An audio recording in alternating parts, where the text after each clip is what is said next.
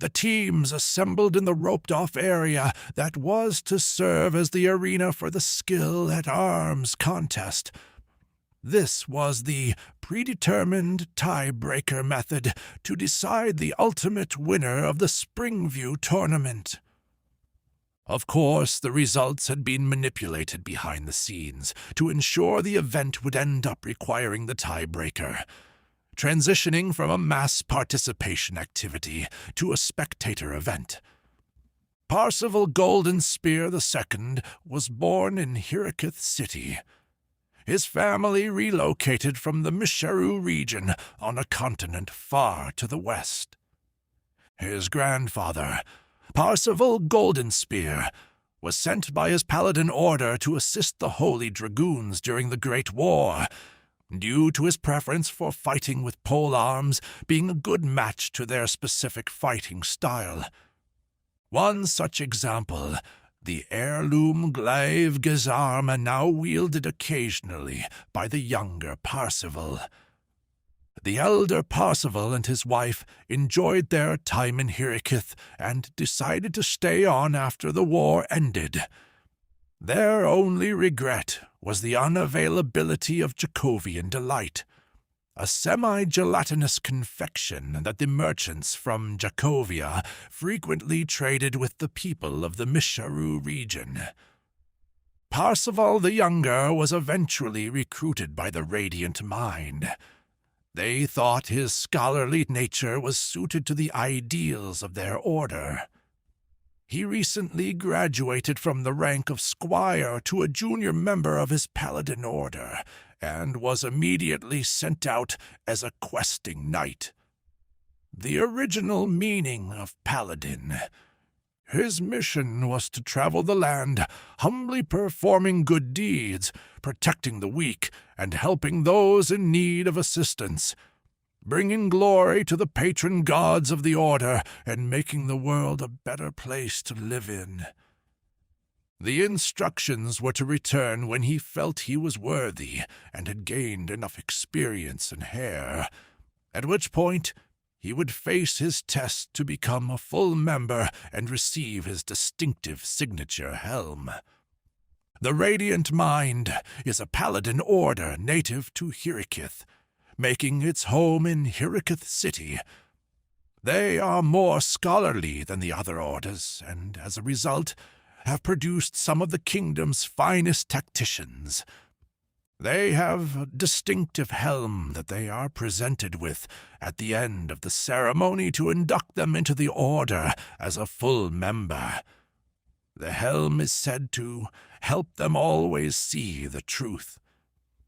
The helmets are always kept polished to the highest possible sheen and are heirlooms of the order. They stay with the paladin until they retire or are killed in the line of duty to be handed on to the next generation of full-member paladins. The individual helms do differ somewhat in style and decoration, depending on the prevalent armor style of the day they were forged, yet are all easily recognizable as belonging to the order. If a helm is damaged beyond repair, the Order's smiths will use the steel from the old one in the creation of a new helm. During the ceremony, to transition from squire to junior member, his head was shaven clean, and he donned a long, plain white linen tunic. He then proceeded to pray at each of the shrines in the Order's temple, in turn, on one knee, head bowed with a sheathed longsword to rest his head on.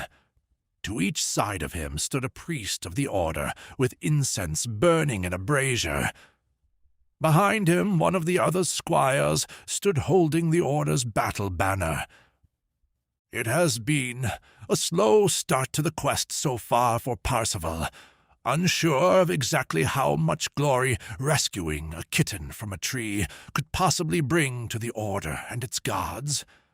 But he is fairly sure that, on the grand scale of things, it would not look very good if all he had to report when next visiting the Grand Master of the Order was the number of rescued kittens. Things, however, had recently taken a turn for the better. After returning from his latest glorious kitten rescue, he noticed a number of villagers excited about a proclamation that was delivered by a messenger from Springview, a small town several days' ride from his current location. Springview was having a tourney. Many people would likely be in attendance. Clearly, at least one of them would require more substantial assistance, so he had set off immediately. After several days of riding, Parsifal arrived at Springview, noting on his approach that several of the fields that he passed by had been burnt to nothing in the recent past. He took a mental note about this and continued into town. There was a lot of cheering in the town square, and the stables were unattended, so he just tied his horse up and walked to the square. Entering the square, a makeshift arena had been constructed, and 3 people in pink tabards could be seen facing off against what appeared to be an old farmer in sleeveless studded leather armor that showed off his oversized muscular arms, wielding a very nasty-looking pitchfork, and a few members of the local militia with a variety of assorted weapons. Asking around the square, he discovered that this was to be the deciding fight to see who would be crowned champion of the tournament. The crowd appeared to be engrossed in the moment, anticipating the combat that was about to take place, and didn't seem to want to look away to chat to him in case they missed something. There was a strong aroma of cooked meat. It was overpowering the smell of the sweaty crowd to a degree. There must be a feast starting shortly, Parsifal concluded, perhaps right after this match. He continued to observe the crowd in the square, whilst they excitedly awaited the combat to commence. Finally, the militia captain made his address to the competitors and the gathered spectators, feeling he had teased the crowd enough to build an appropriate level of anticipation. The rules are simple here, people. It's a fight between the 2 teams. The winner takes the glory, and this artistic trophy that was designed and built by our local blacksmith. The militia captain proclaimed as he held up a mangled piece of iron that looked somewhat like a rat, though it may actually have started out as an attempt at sculpting a horse. The abstract iron quadruped-like object was mounted on a rough block of wood. As the captain was putting it down, he snagged his hand on a nasty splinter and cursed under his breath. He then proceeded to wave a council member over to take it and whispered something in his ear. The address continued. If a competitor is knocked out, they forfeit. Their team cannot revive them and have them fight on. Competitors are to move away from them. They will be tended to. The rest of the team is, however, free to fight on. If a competitor wishes to yield, they may do so at any point and take no further part in the battle. The team that has the last person still standing at the end wins. Parsifal spotted a lone noble, standing somewhat apart from the crowd. He was extremely well dressed, and was focused on the fight that was about to commence intently. Somehow, he sensed Parsifal looking in his direction and waved the young paladin over. When Parsifal arrived at the spot next to the man, he introduced himself. "Hello, paladin. I am Lord Furion. Tell me your thoughts on the fight in front of us." "Hi, I'm Parsifal," the paladin stated, then carefully cast his eye over the arena for a moment as the signal was given to start the fight. "What we have here are two groups about to fight each other. The sides are uneven. The larger group appears to mostly be wearing a cheap-issued set of armor, perhaps a local militia uniform of some sort. The old guy with the huge arms on their side is not usually someone that trains alongside these men, but is also much more experienced than the rest of them. The militia guys seem very green. Parsival continued. The three militia swordsmen are currently doing a decent job of holding formation to protect their pitchfork guy, who is actually using it like he has been getting training as a spearman, but is yet to lay his hands on a real spear. He is easy pickings if he leaves the side of his friends, but will have to do something other than go over the top of the shields.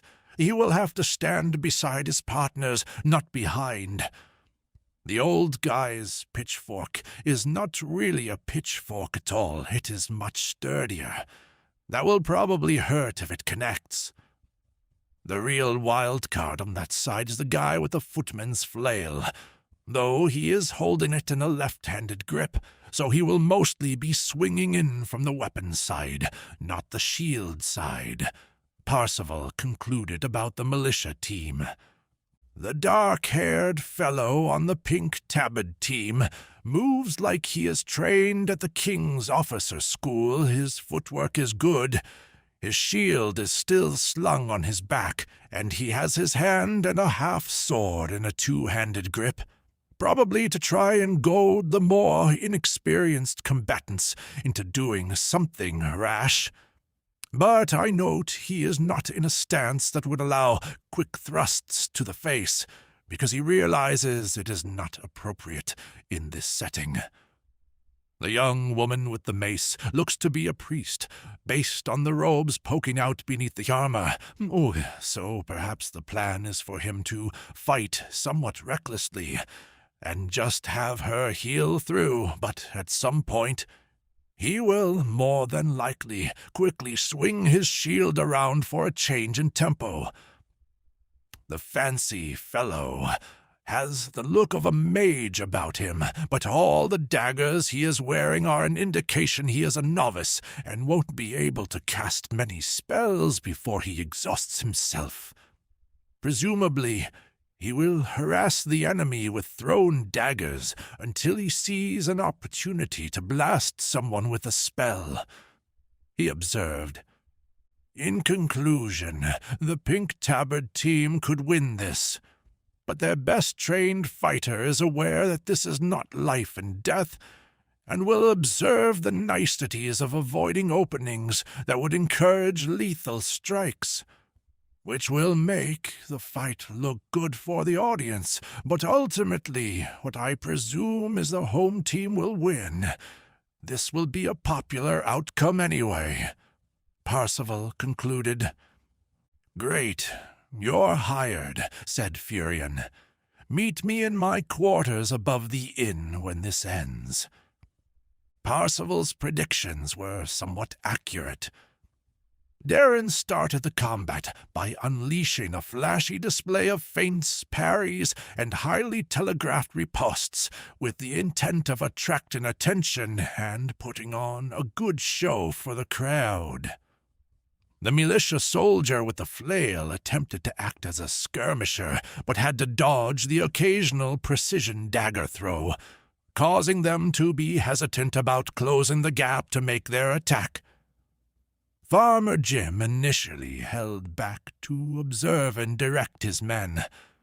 Sister Silvera, seeing that Darren was currently still able to counter all incoming attacks without taking damage and not much else, moved to his left to assist. Mattis took this as a sign to begin preparing a spell and the flail wielder. Seeing Sister Silvera started moving on a course to try and intercept her. Sister Silvera unleashed a mighty blow with her mace to the left edge of the leftmost swordsman's shield, pushing it far offline, making a huge gap for Darren to get in and exploit. Darren used the gap that was created to pull off a spectacular chaos-inducing move. A downwards thrusting slash across the body of the swordsman that was trying to right his shield, followed by a backhanded pommel uppercut to the jaw of the pitchfork wielder that was now tangled up among the swordsmen, whilst rotating back to a proper facing and switching to a one-handed grip on the sword and bringing his shield to bear. This put 2 militia members on the arena floor almost instantly. The villagers gasped, and Furion raised an eyebrow to Parsifal. Mattis simultaneously unleashed a brief stream of magical bolts that flew into the now exposed Farmer Jim. They were initially intended to take the flail user out, but were adjusted at the last minute onto Jim when flail user's intercept path had obscured him as an open target.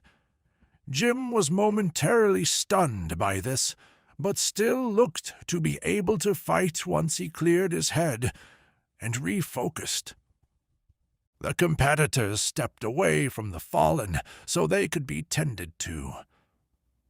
Following the standard sparring rules that Darren was used to, he assumed it would be treated as a hold situation until the wounded were safely removed from the area and took the opportunity to rest. He was mistaken. There was no hold called, and he was caught off guard by the flail wielder who knocked him down. A huge cheer erupted from the crowd. Furion and Parsifal thought it rather unsporting, but since the rules briefing did not mention a hold, just stepping aside they let it slide.